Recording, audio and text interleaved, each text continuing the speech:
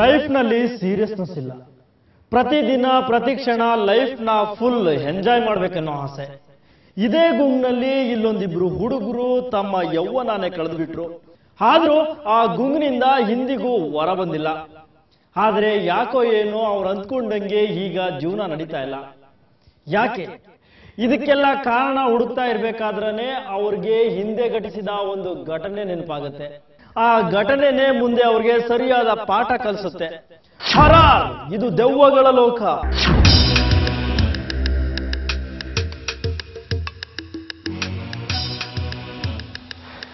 ಈ ಸಿಗರೆಟ್ ಅಂದ್ರೆ ನನಗೆ ತುಂಬಾ ಸಿಟ್ಟು. ಅದಕ್ಕೆ ಇದನ್ನು ಸುಡುತ್ತಿರುವೆ ಬಾಯಲ್ಲಿಟ್ಟು. ನೋಡಮ್ಮ, ಸಿಗರೇಟ್ನ ನೀನು ಒಂದ್ ಕಡೆಯಿಂದ ಸುಟ್ರೆ ಅದು ನೀನು ಇನ್ನೊಂದು ಕಡೆಯಿಂದ ಸುಡುತ್ತೆ, ತಿಳ್ಕೊ. ಅದನ್ನೇನೋ ನೀನು ಹೊಸದಾಗಿ ಹೇಳೋದು, ಅದು ಇದ್ರ ಮೇಲೆ ಬರ್ದಿದ್ದಾರೆ. ಆದ್ರೂ ಮಾಡಬೇಡ ಅನ್ನೋದನ್ನ ಮಾಡೋದೇ ನನ್ನ ನೇಚರ್ ಕಣ.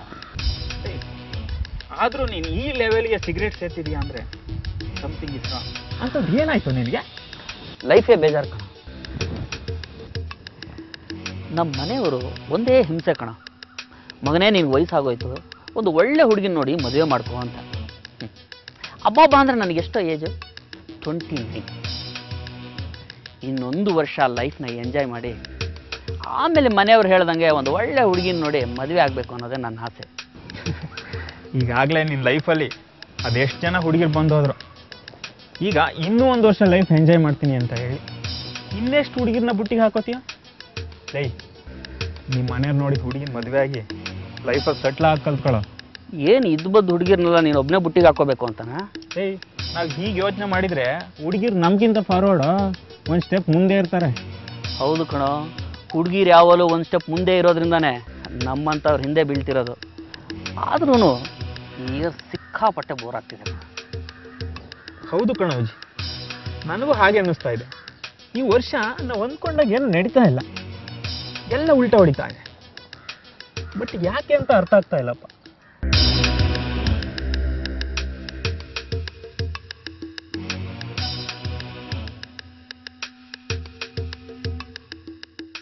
ಶಿವು, ನಾವೊಂದು ಆಕ್ಸಿಡೆಂಟ್ ಮಾಡಿದ್ವಲ್ಲ, ನೆನಪಿದೆಯಾ? ಯಾವುದು? ಲಾಸ್ಟ್ ಡಿಸೆಂಬರ್ 31 ರಾತ್ರಿ ನಾವಿಬ್ಬರು ಕುಡಿದು ಟೈಟಾಗಿ ಗಾಡೀಲಿ ಬರಬೇಕಾದ್ರೆ ಒಂದು ಹುಡುಗಿಗೆ ಆಕ್ಸಿಡೆಂಟ್ ಮಾಡಿದ್ವಿ. ಅವಳು ಸತ್ಲು ಬದುಕಿದ್ಲು ಅಂತ ನೋಡಿದಿರ ನಾವಲ್ಲಿಂದ ಬಂದ್ಬಿಟ್ವಿ. ಅದೇ ಏನಾದರೂ ಔಟ್ ಹೊಡಿತಾ ಇರ್ಬೋದಾ? ಏನದು ಕರೆಕ್ಟಾಗಿ ಅರ್ಥ ಆಗಂಗೆ ಹೇಳು. ನೋಡ, ಈ ಇನ್ಸಿಡೆಂಟು ನಡೆಯೋಕ್ಕೆ ಮುಂಚೆ ನಾವು ಎಷ್ಟು ಆರಾಮಾಗಿದ್ವಿ. ಬೇಕಾದಾಗೆ ಲೈಫ್ನ ಲೀಡ್ ಮಾಡ್ತಾ ಇದ್ವಿ. ನಾವು ಯಾವ ಹುಡುಗಿ ಬೇಕು ಅಂದರೆ ಆ ಹುಡುಗಿ ನಮ್ಮಿಂದೆ ಓಡಾಡೋಳು. ಈ ಆಕ್ಸಿಡೆಂಟ್ ಆದಮೇಲೆ ಎಲ್ಲ ಔಟ್ ಹೊಡಿತಾ ಇದೆ. ಅಂದರೆ ನಮ್ಗೆ ಈ ರೀತಿ ಆಗ್ತಿರೋದಕ್ಕೂ ಅವತ್ತು ಆಕ್ಸಿಡೆಂಟ್ ಆಗಿರೋದಕ್ಕೂ ಏನಾದರೂ ಸಂಬಂಧ ಇದೆ ಅಂತೀಯಾ? ಸಂಬಂಧ ಇದೆ. ನಾವು ಅವತ್ತು ಆಕ್ಸಿಡೆಂಟ್ ಮಾಡಿದ್ವಿ. ಹೌದು. ಆ ಹುಡುಗಿ ಏನಾದ್ಲು ಅಂತ ನೋಡಿದೆ ಭಯ ಪಟ್ಟೋರಿಂದ ಓಡ್ ಬಂದ್ವಿ, ರೈಟ್? ಎಸ್. ಆ ಹುಡುಗಿ ಏನಾದರೂ ಅಲ್ಲೇ ಸತ್ತೋದ್ಲ?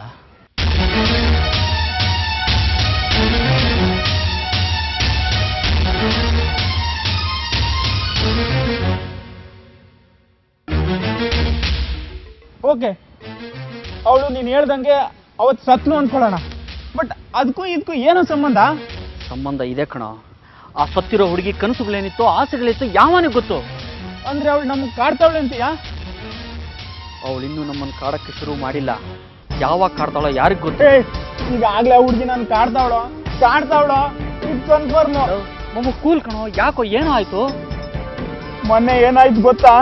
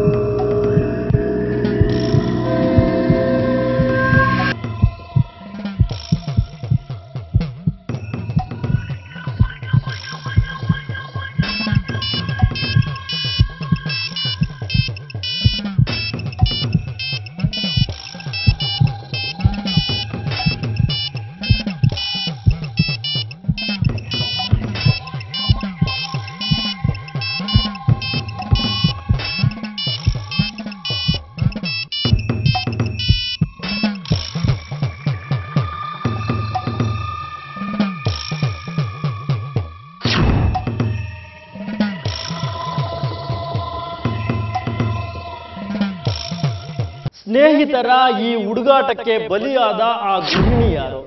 ಶಿವುಗೆ ಆಗಾಗ ಬಂದು ಕಾಡಿದ್ಯಾರು? ಹಾಗೆ ಇಲ್ಲಿ ಬಲಿಯಾದ ಆ ಗೃಹಿಣಿಗೂ ಕಾಟ ಕೊಟ್ಟ ವ್ಯಕ್ತಿಗೂ ಏನಾದರೂ ಸಂಬಂಧವಿದೆಯಾ? ಮುಂದೋಣ, ಸದ್ಯಕ್ಕೆ ಬ್ರೇಕ್.